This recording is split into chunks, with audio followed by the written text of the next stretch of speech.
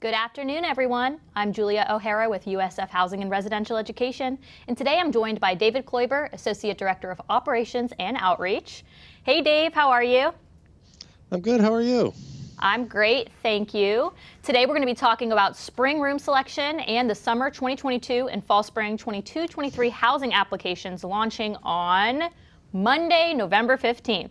So I have a list of questions for Dave here, and we're also going to be taking questions from you in the audience. So type your questions in the comments from wherever you're watching, and we'll answer you live during the broadcast. All right, Dave, are you ready to get into some questions about spring room selection? Sure, let's go. All right, awesome. So like I said, we're going to be talking about spring room selection a lot today with Dave. And then we're also going to talk a little bit about the summer and fall spring applications opening, because all of that does happen on Monday. But for the spring room selection part of the broadcast, Dave, can you give an overview of who that applies to? It does not apply to those who are currently living on the Tampa campus. You don't need to participate in the spring room selection. You already have your room for spring. So who does this apply to, Dave? Okay, so for any student that's applying to live on campus for the spring only, so that would be incoming students, whether they're freshmen or transfer or graduate, into students who may be here for the fall term already, but are progressing to a direct admit, and so they would need to update and create a new application and then submit for spring only housing, because Into has a different housing situation than direct admits. And then also some of our students from the St. Petersburg campus will are interested in moving over from St. Pete to the Tampa campus, and so they would also participate in room selection. Great. So room selection is just the last portion of a couple of steps to live on campus. So in order to be ready for Monday to select your room, what steps does a student need to take in order to select their room? Okay. So a student obviously would have to apply for housing at the Tampa campus, and that application actually closed last week, or actually earlier this week on Monday. If you are still interested in submitting a housing application, you can certainly contact our office, but I do want to caution you that space is very limited, which is why we've closed our application. So once your application is submitted online through the housing portal, you'll need to complete the payment for the application fee, which is typically charged 1 business day after you apply. And then having those 2 steps done kind of puts you in line as long as you finish the other 2 requirements prior to room selection, which is your immunizations and your orientation. So you need to register for orientation if you're a new student. Now, if you're a continuing student, so you've been living off campus in the fall, and now you want to live on campus, you've already achieved orientation, so that should not be an issue. And the same thing for those who are attending the university over at the St. Petersburg or Sarasota campuses. You've already achieved your orientation requirement. And again, immunization should also all be completed if you're a continuing student. So that really only applies to our new students, whether you're an Into student, a new transfer, or a new freshman. Got it. That's valuable information. Thank you. And so if you have everything all ready to go for room selection on Monday, how do you know when you'll have access? When will students know how to go about room selection? So I'll actually be sending out an email today to all of our students who are ready to select a room, which means you've completed all 4 of those steps. And that email will include a date and time that you can start selecting a room. And so our room selection, in order to not overload our system, we allow 50 people at a time to start selecting their room. And so those 50 people have every 30-minute increment. So at 12 o'clock on Monday, the 15th, the first 50 people will be allowed to start selecting their room. And then at 12:30, the next 50. And then at 1 o'clock, the next 50, and so on and so forth. And we have our start times that begin at 12 and end at 3:30 every day. Now, anytime your start time comes up, you can select your room at any point thereafter, even after 12, even after 3:30. We just don't start a new group until the next day at 12 because we want to be in the office and available when a student starts in case there is an issue. Right. So that's a good point that you just made. So if you are assigned to a room selection beginning Monday at 3 o'clock and you have plans, you're going to not be at your computer, you can sign on later that evening and select your room. Just our office will close at 5 p.m. for any questions, but you can still access the room selection housing portal, correct? Exactly. Okay. Yep. And another question that I had was, if you are not ready to select your room yet, you still need to submit your immunization requirements, and you do that on Sunday. When will you know when you have access to room selection, if it's after Monday that you've completed your steps? We'll run those. We'll run that update every morning just to double check that people are ready, and we can then send out that notification. But especially for things like immunizations, remember that if you're submitting your immunizations, we get that information once a day unless we go and manually look it up. So if you see on the housing portal that your immunizations say you're not ready to assign, but you see in OASIS that your immunizations are complete, contact our office and we'll get you up. We'll look you up manually and then make sure that we update you manually and get you your start date and time. Great. And you also did mention that, the first 50 will have access at noon and then another 50 at 12:30. So I want to take the opportunity to talk about, I know that we're not talking about room selection for summer and fall spring of next year, but I do want to take the opportunity to point out that if you get all of your steps completed, the sooner that you get your steps completed, the higher up on the list you will be to get a quicker or a start time that starts earlier. Is that correct? So you kind of put them in that order in that way? It is. Yeah. So we look at who paid their app fee, what date did they pay it? And then if we have a lot of people that paid on the same day, then we look at the next criteria, which is when did they submit their application? And so you could have submitted your application on the first day, September 1st, but you didn't pay until October 1st. Well, you're going to be in line as of October 1st. But if someone who submitted their housing application, let's say on September 5th, but paid on September 6th, they're going to be in line as of September 6th, even though they applied later, but they paid earlier. Got it. Okay, I just did want to point that out for anyone watching that is interested in living on campus in the summer or next fall, spring, that the sooner that you get those steps done, the sooner you'll have access to room selection, which opens up in February and then in March for those terms. I can't stress enough, please wait for your date and time. I'll tell you right now, the computer will not let you select if you try to go in early. And remember, those dates and times are in the Eastern Tampa campus time. So if you live in California and it says you can start selecting at 3 o'clock in the afternoon, that's 3 o'clock our time or 12 o'clock your time in California. Right. So you want to make sure you've got that clear. And we do get people from not just around the country, but around the world. Right. And so you want to make sure that your day and time are accurate to the Tampa day and time. Got it. Okay. So let's talk about room selection and what is going to be available for students that are signing in, ready to go, Monday, November 15th. Let's say they have a noon appointment time. What are they going to see when they get into the room selection portal?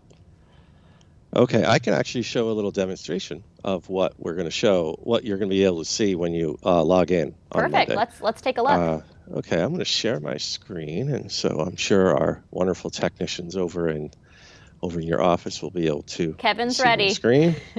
Okay, so this is the housing portal, and on Monday, this will no longer say sorry, unavailable at this time. Come back soon. It'll be green, and it'll be ready to when you click on this button, a new screen will show up, and it will be 2022 spring room selection. It'll have your information on here. It'll tell you what the status of your application is. So screen demo is ready to assign. And it'll tell me my start time. Now, of course, I gave myself a start time of today, so this would work. And you notice my start time started about 45 minutes ago, but I can still go in and select a room. And it says here, you cannot participate in room selection before the date and time. The computer knows what time it is. So please, if this said 12:30 today and I tried to click on the next link, it's not going to work. It'll tell me I have no access at this time. It's going to go over, this is what the information that you need to know. Can you use your roommate group? No. We did not do roommate groups this year for spring because we know we don't have a lot of beds available. And I know that's going to disappoint a lot of people, but we had to close room selection and the applications in the fall, and we've had to close the application again in the spring because our demand is definitely outpacing our supply. And so we have all the dates here. November 15th beginning at noon is when room selection begins. December 12th ending at 11:59 p.m. So midnight the 13th or 11:59 the 12th is the last time you're going to be able to log in and try to select your room. Now, for our students who are going through this process right now, let's say you selected a room in Beta Hall, a double, because it's all you could find. You can go back in and go to the room change self-service. Because you are a spring-only applicant and you just went through this process, we're going to let you continue to look and see, are there other rooms available? And so that's what room change self-service is all about. Yeah, and it will span. That's a really good point, Dave. That's one of my questions too, so I'm just going to touch on that while you're on that topic. If you are in the housing portal looking for a room and you can't find what you're looking for, just like Dave said, if you go and secure a space and then keep an eye on room selection up until December 12th, you can change your room. You don't even need to call anyone in the office, correct? You can just go through the room change tool through the housing portal?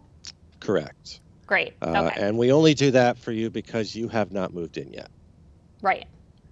So for our continuing students, I'm sorry, but because you'd have to move out of one space and move into another space and essentially take up 2 beds at that moment, we actually have not done between term room changes in a very long time, just because of that factor. Right. And so we're going to have people that are going to be that forgot to tell us they're graduating, and so didn't tell us they were leaving. And we're going to have people who decide to transfer, and so more rooms will open up past Monday. But and that's why we have this room change self-service option available. So keeping an eye on it is a good idea if you're not 100% certain that that's the type of room that you want to be in. Correct. Just like Dave said, there are going to be people that don't have a idea of if they're going to be graduating yet or if they're going to need to get out of their agreement for one of the exclusions to the agreement. So just keep an eye on the housing portal if you're looking for a room. For instance, my information tells me that we have about 100 residents who are graduating, who have registered to graduate in December. And I Dave, can tell you that only half of them have told us they're not going to be here. Right. So this is a good time to bring up this question from a viewer about the exceptions to terminate your agreement. So what are some reasons? So graduation is a big one that people will be able to get out of their agreement for the spring term if they are graduating in December. Right. What are other reasons that allow you to end your agreement early? So, you know, the agreement has a whole list of what makes you eligible. The most common eligibility is that for some reason you are no longer attending the university. Now, those who are graduating may not be attending, which is why it's not an automatic, we're going to cancel you, because they may graduate and then go to grad school right away and still need a housing. And so they would be expected to be staying on campus through the end of their agreement. But, you know, we have some people who they're going to transfer. And so if they're transferring, we would cancel their housing. We would put a hold in their account on their registration so they couldn't come back in the spring without contacting us and then getting housing back.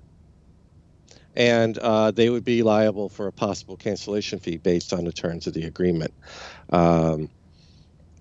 Marriage is a way to get out of housing. It doesn't mean you're not going to be attending anymore, but we don't offer married housing, and so we do allow students to cancel due to marriage. We allow students to cancel because they're about to become a parent. I encourage you in no way, shape, or form to get married or have a child in order to get out of housing. Those are really drastic, and so I encourage you, please, please, please don't use that as a reason, unless it happens that you want to get married. That's great, or if you want to have a child, excellent. But don't try to do that just to get out of it. I think we can tell viewers who are interested in learning more about the terms of the housing agreement and what would make them eligible to get out of their spring agreement to check the housing agreement itself and the terms that are listed there. And as a matter of fact, when I click on this assign button, this will take you to the actual room selection template that we have. The template's just the form, and so hey, welcome. This is the room selection for spring only. We're going to continue. It says, yep, this is what I'm assigning myself for spring. Then we're going to continue again.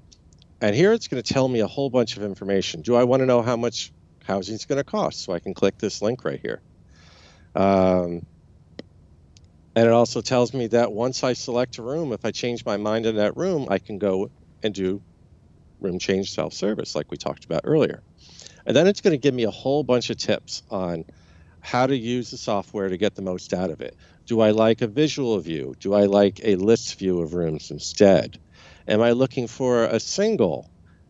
Just because you only see one bed icon in a room does not mean it's a single. It just means that the other bed isn't even available for you to even think about selecting, even if it was available.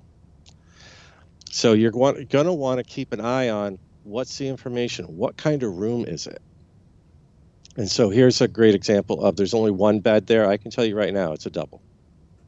But only one of those beds is available for your cohort to select. Maybe a different cohort would have the other bed show up, and so your Dave, bed that's wouldn't show up. That brings up a question from me. So, you see on that screen, if you want to go back to the screen, Kevin, so I can show the viewers what I'm talking about. So 4205, right? That has just one bed that's listed there, and then 3 underneath, or right underneath, are 2, and then in the 3 that are underneath, you see 2 red beds. So what makes it red and green? How do you know if there's going to be another bed in that space? Red means there's somebody in there. Green means the red means the bed's not available for you to select, but it is available in your cohort. I see. Okay. Green means that your cohort can see it and it's available to select. Okay. So let's say you were a freshman, but this 4th bed in this suite was available only to a non-freshman. You can't see it. It doesn't exist in your world because you're not a non-freshman. However, if you look at the room, if you click on the room information, you'll see that it's a double room. If the room says double, it has 2 beds, even if you only see one. So you have to be really careful about that. Yeah, take a look at the room type, because even if it has 1 bed in it, you're just not seeing the other one in that it's already taken. So. And we've got another check and balance that's going to show up in a minute. So you can search for beds by criteria.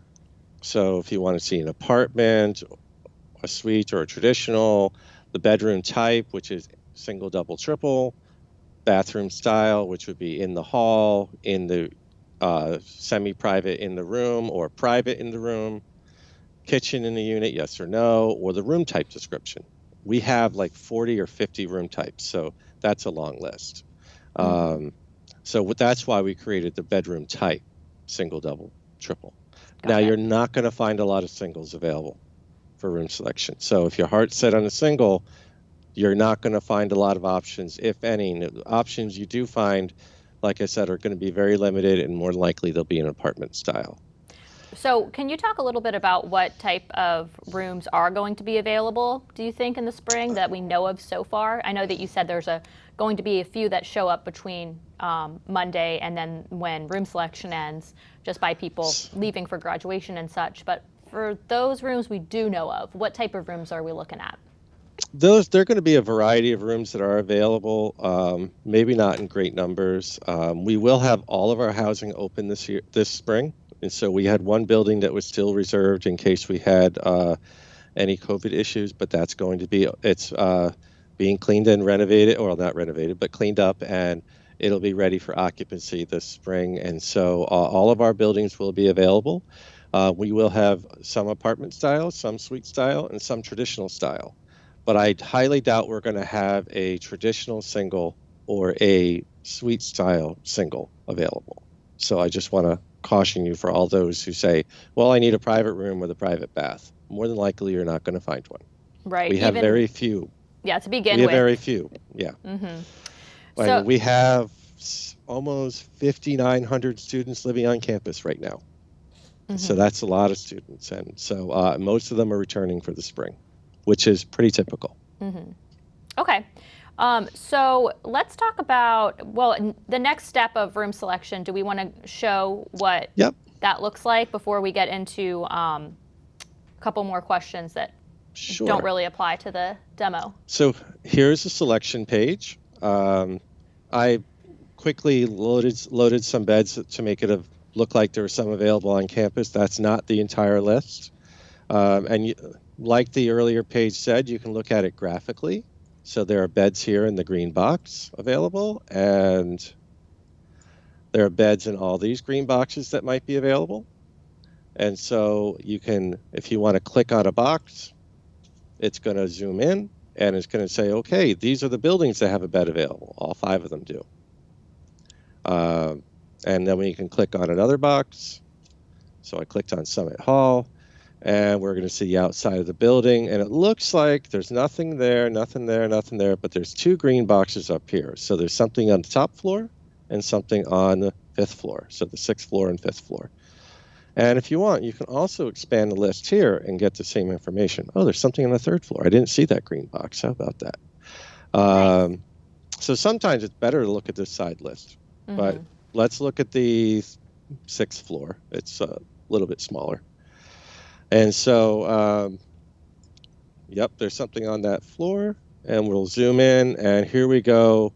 Now we can see, now I know there's 1 bed available for me on this floor.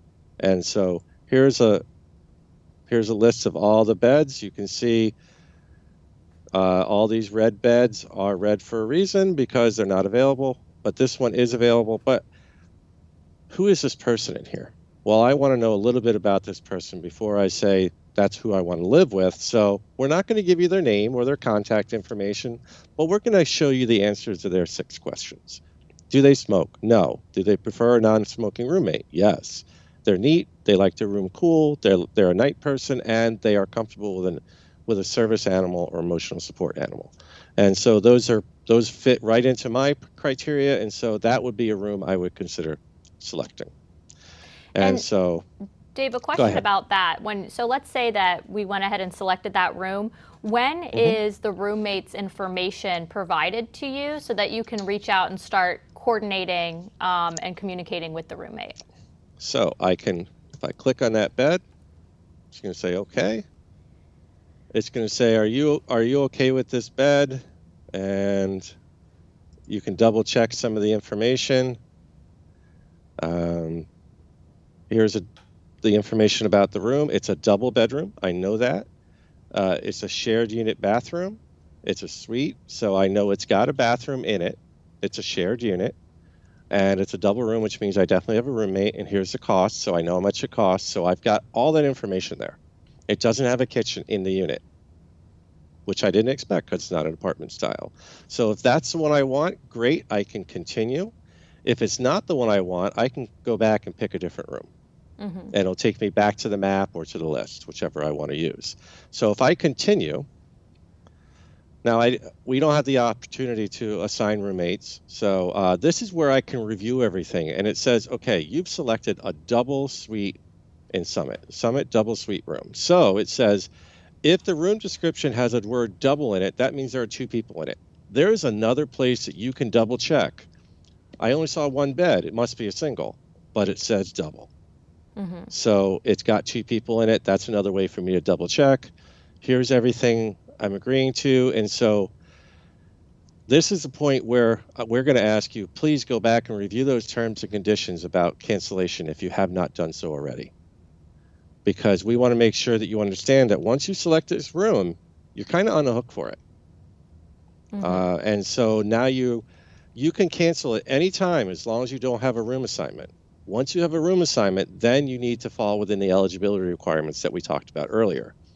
Yeah, You so can it's click this box. very important to be positive that you are wanting to live on campus and live in that space, because if another space does not become available to you, you're still locked into living in this space. Right.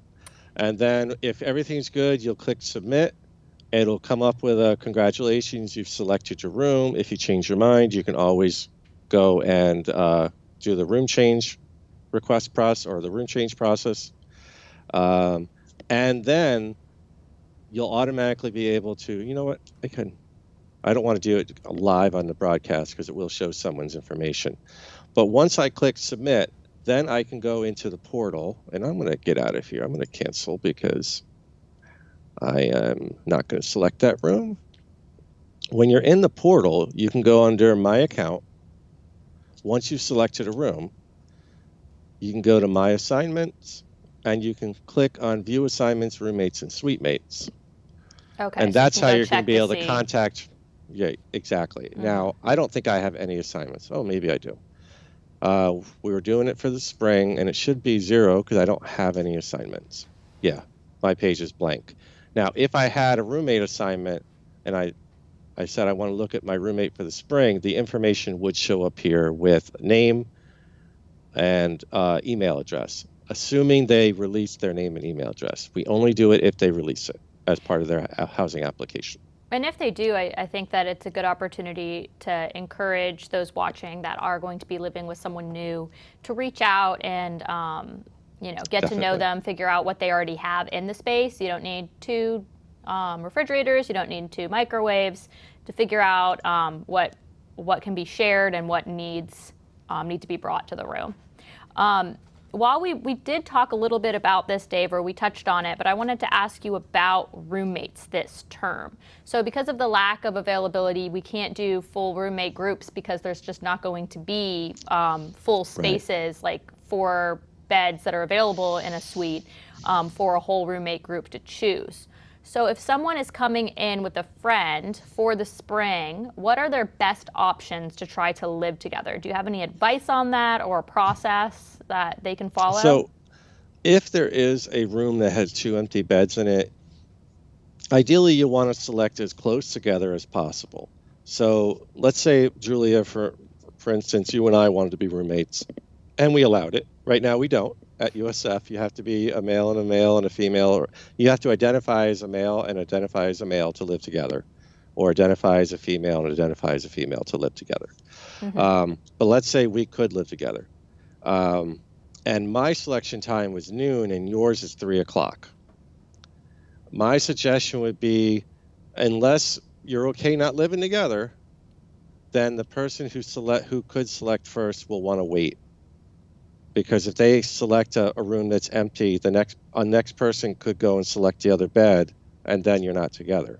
Right. You could do that, or, and I can tell you right now, I think everybody will have a chance to select in the day one. Right.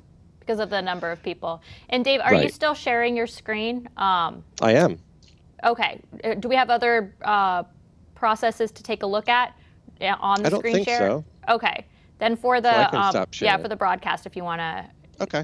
go ahead and stop the screen share, that'd be great. Thank you. There you go. Thank you. So now we can see you again. Great.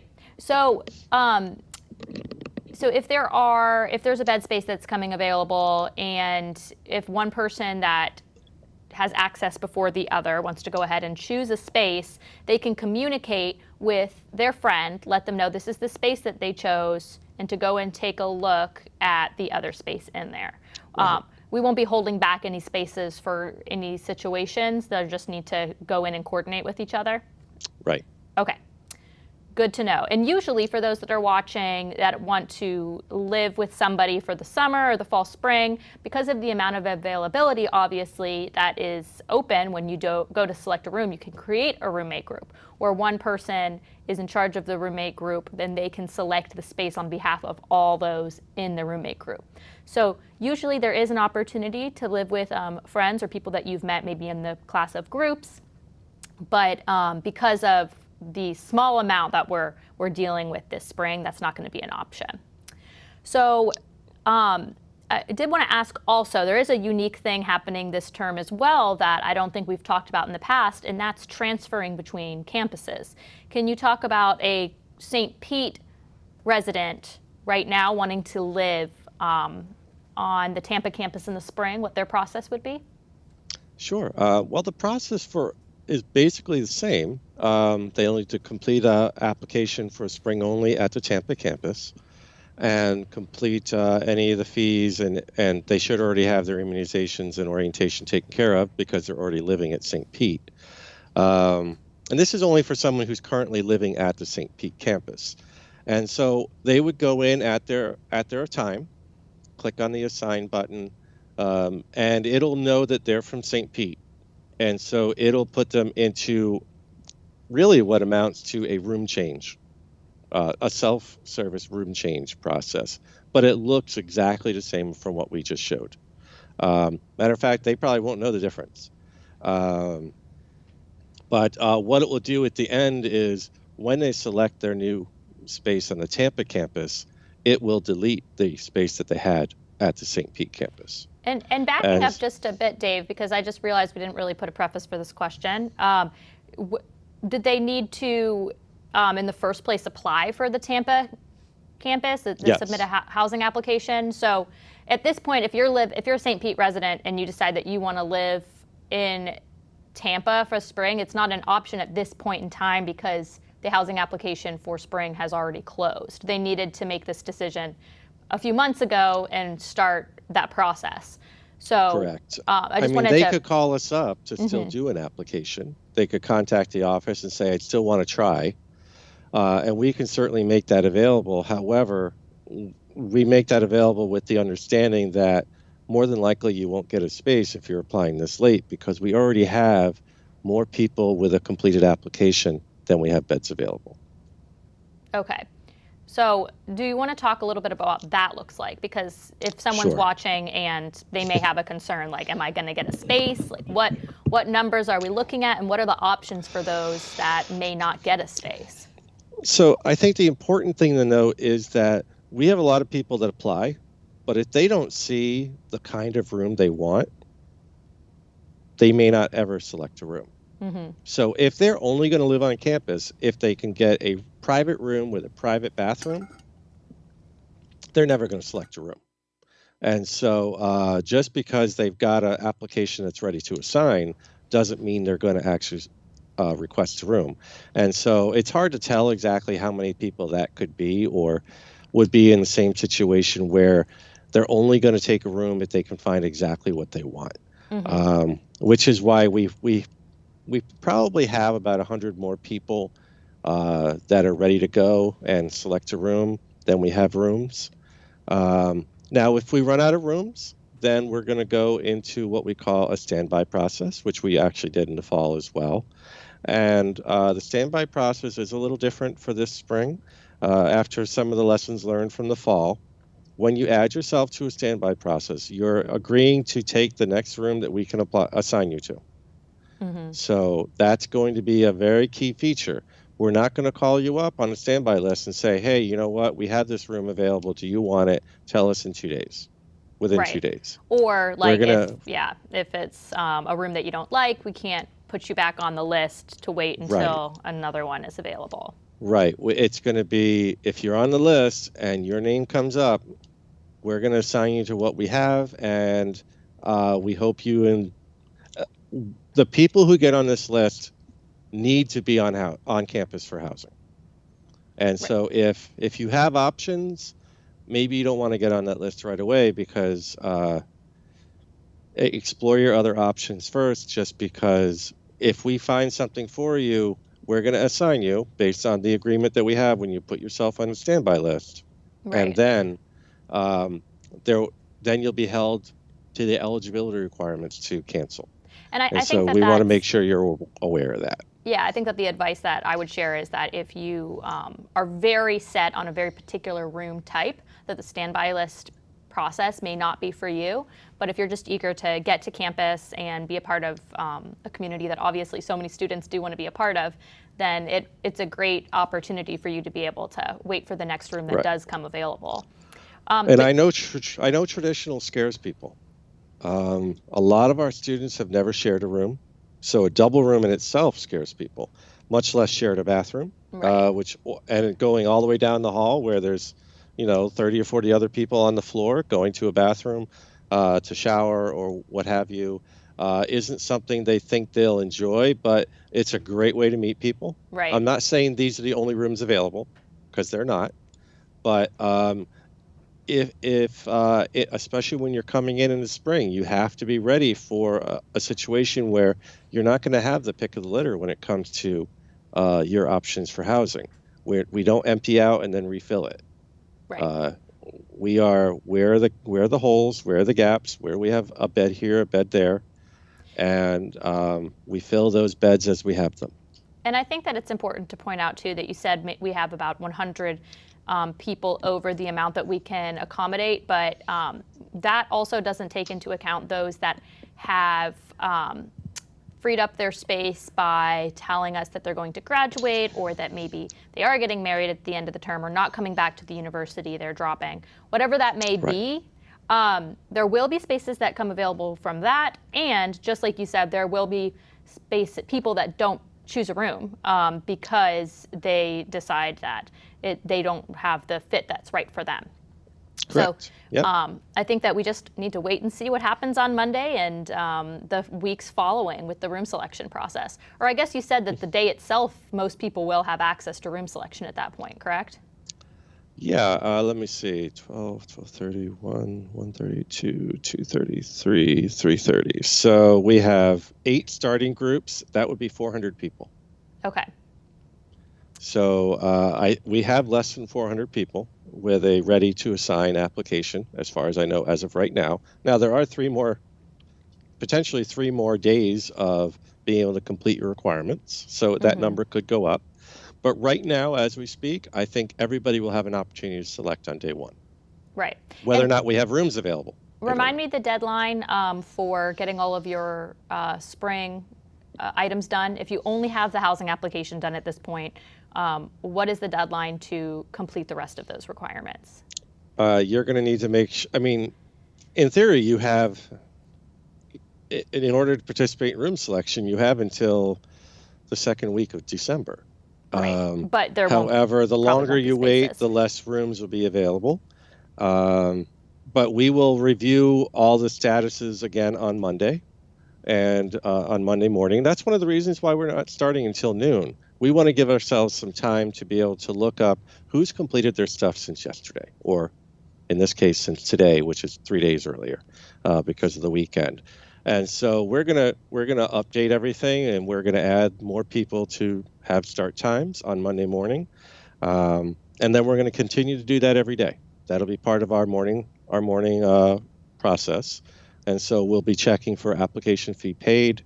We'll be checking for orientation.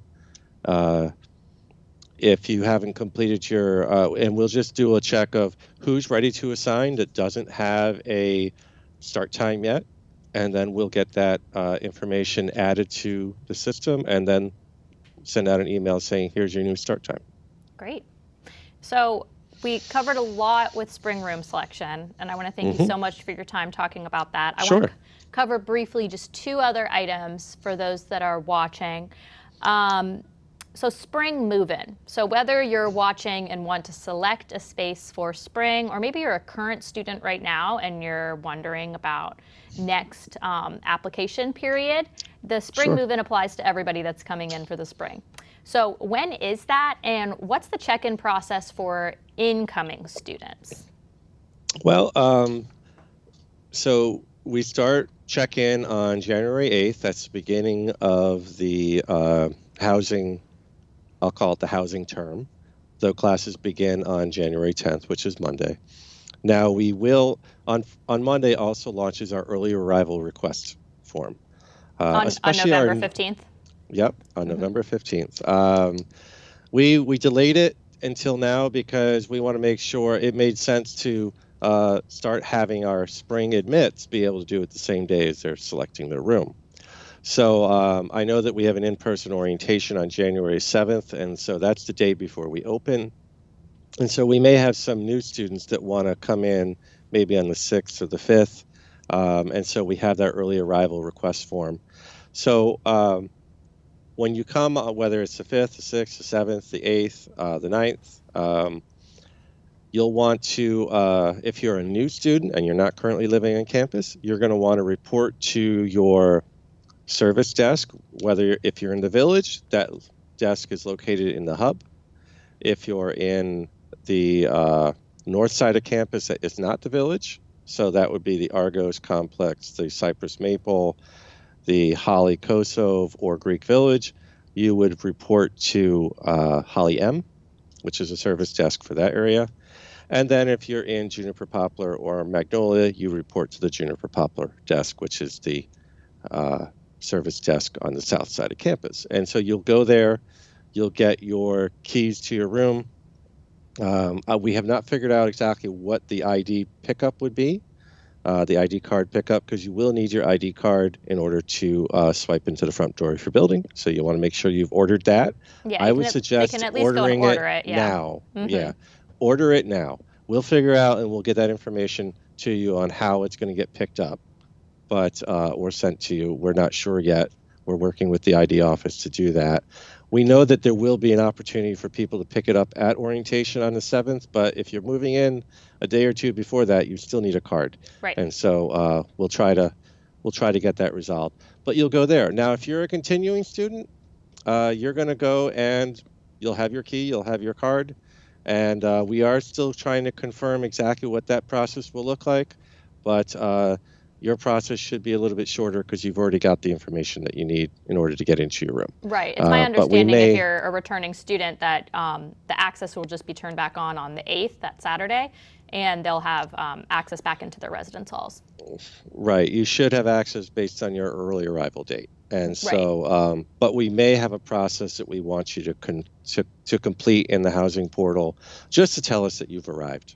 Got it. And so we're still working on those, and depending on what we determine, we'll send that information out, of course, over email. And so we do encourage you, even though the term ends on, December 6th, December 7th, whatever that Friday is.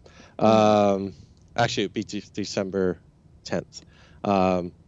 Continue to check your email because you'll get your grade notifications and other notifications. And so you want to make sure that you're checking your email over the break. Yeah, information from us will be coming to your USF email. So it's very important that you do keep an eye on it for any announcements regarding move-in or anything like that. So that's super important. And you covered where you check in and the early arrival request form that's in the housing portal.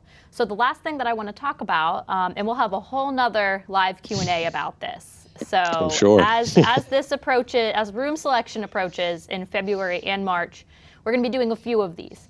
But just to let everyone know who's watching, we do have the fall spring 22-23 term and the summer 22 applications opening on November 15th. What time did you confirm that they'll be live? They'll be live at 5 o'clock. Okay, so 5 p.m. They open up, and as we talked about before, the sooner you have your application in and the sooner that you pay the application fee, the sooner your room selection date and time that you'll be assigned to. So if you know you want to live on campus or you're even thinking about living on campus in the summer or fall, spring, you'll want to go and get that done on Monday. Now, who will have access to those housing applications? I know I got a question at the virtual open house a couple weeks ago about if you've applied for the university, but you don't know if you've gotten in yet. Will they have access to the housing application yet, or do they need to wait on word from the university that they have been accepted?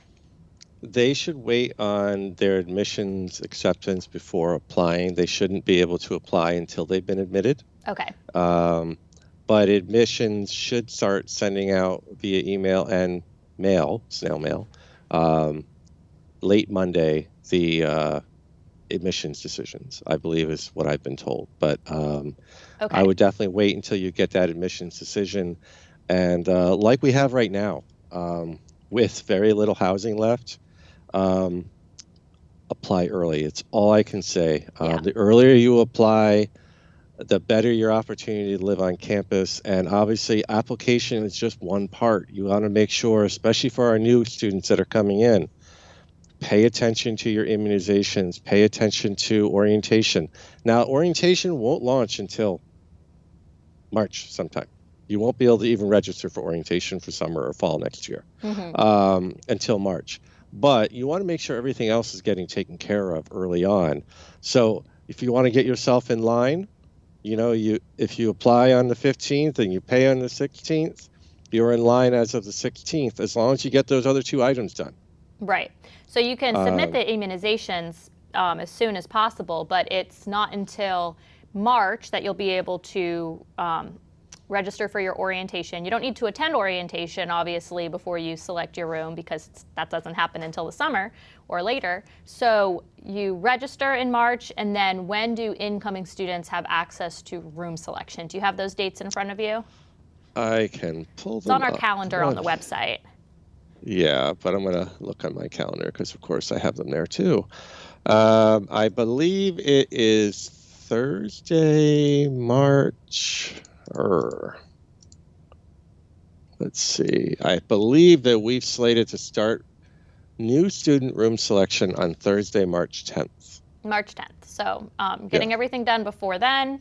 And then there's a few days that new students will have access to room selection. Now, students that are currently living on campus, they'll have access in February to select their room. So if you are a current student, you'll have access before new students, but then new students will have access in March, and then it opens up for everybody after the new student room selection. Right. So we'll do a week of room selection for our continuing students. That will begin February 21st. Now, if you are a new student coming in and you want to live with a continuing student, we will allow them to pull you in as a roommate group. Oh, that's good to know. So even if it's not March yet. Correct. And so that's something you want to be aware of. We may have to do some changes to your account just to make that possible, because they're selecting before you can select orientation. But we can make those exceptions for that so that you're with your roommate of choice, because that's obviously going to make everything a lot better for you. Now, that's for fall. And then from the 10th, we'll shut down room selection after that week for the continuing students. We'll open up room selection just for our new students, which are our freshmen, our transfers, new grads. And that'll be open up for about 4 days and just for you guys. And then we'll open it back up for everybody on that following Monday. And then that's for fall spring room selection. Then on Wednesday, the 16th, we're going to open up summer room selection. Now, we do summer after fall, because there are less buildings open for summer than there are for fall. And also, if you happen to have an assignment that's open for summer, but you have it for fall, maybe you can actually try to be in the same room for both summer and fall. And so we do fall first because that's the bigger population, and then you can try to look at maybe what the summer options are and maybe try to get in the same room. Perfect. It's rare, but it can happen. Okay. All right, Dave. Well, we have gone through all of the questions I had for you. This broadcast is going to be living on both YouTube and Facebook, as well as available for anybody that may have missed it this afternoon, that they can go back and rewatch. And if you have any questions, what's the best way for folks to get a hold of the office? So you can always email us at housing@usf.edu. Check our website out. We have a lot of FAQs on there, which will answer a lot of your questions. And then, of course, if none of those are working, we have two options that you can contact us via phone. either at the general number, which is 813-974-0001, and that'd be Monday through Friday from 9 to 4. Or you can try to schedule a bullpen booking. I don't know what the availability is for our bullpen bookings right now because we are a little short-staffed. But as we get more staff hired, we'll be trying to expand those bullpen booking options. But essentially, a bullpen booking is when you arrange for a time for us to give you a call. And I think there are 15 or 30-minute time slots. And that'll be a dedicated time when you know someone's going to be available just to answer your questions. And Dave, we did get one question from a viewer before we sign off. Okay. Joanna's asking, are new immunization records required if they submitted last year and nothing has changed? No, they should not, unless you had a temporary override. Let's say, oh boy, let's say you had a temporary override because you had your first meningitis shot, you need a second, or your first hepatitis and your second hepatitis B, but they gave you a waiver on the third one because you had to wait a particular amount of time. If that waiver has expired, you'd have to submit that third shot information. But otherwise, if your immunizations were approved the previous year, you should be okay. But it never hurts to go into Oasis and just double check. Got it. Thank you. And Alex is asking, what time will the emails be sent out Monday sent out today for room selection on Monday? And what happens if they don't receive theirs? You can always send us an email if you did not receive it. But my first inclination is first double check your application status. And you can do that through My Applications in the portal. And then go to application status, and then we're talking spring, so go to the spring button and click on the spring 2022, the 2022 spring student housing application status.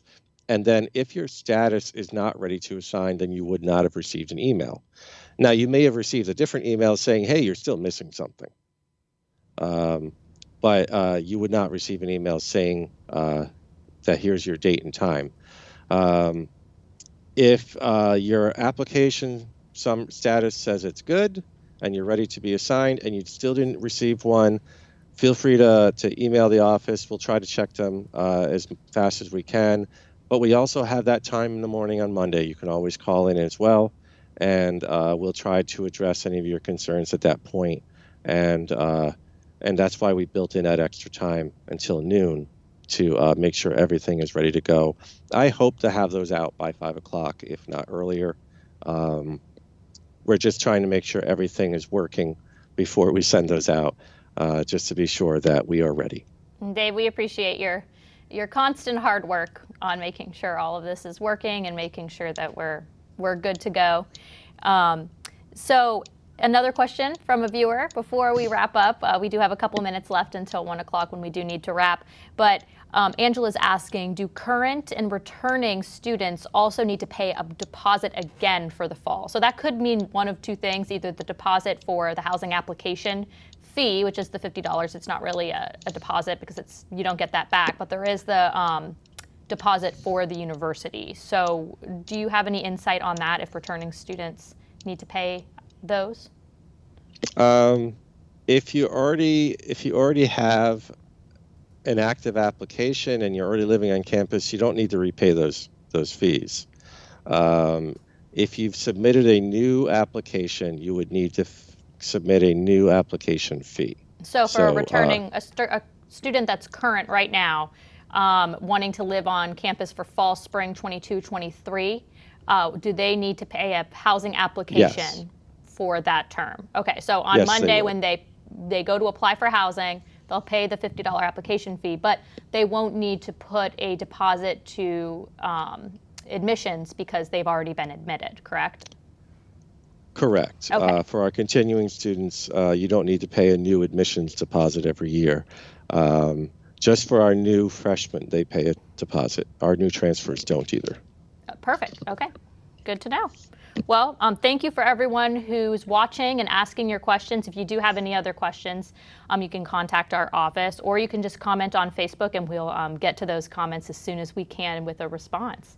And Dave, thank you for taking time out of your day. I know that you're getting all ready for room selection and the housing applications opening, but we really do appreciate you taking the time today. Sure. All right. Have a great afternoon and a great weekend, Dave. You too. Go All right. Bulls. Go Bulls. Bye. And spring room selection begins on Monday, November 15th. So be sure to complete all of your steps to live on campus before Monday to be ready to select your room for spring. And remember, if you're currently living on the Tampa campus, you do not need to participate in spring room selection. In summer 2022 and fall spring 22-23 applications open on Monday as well. So whether you're a current or incoming student, be sure to apply early so you're ready to select your room when that happens in the spring.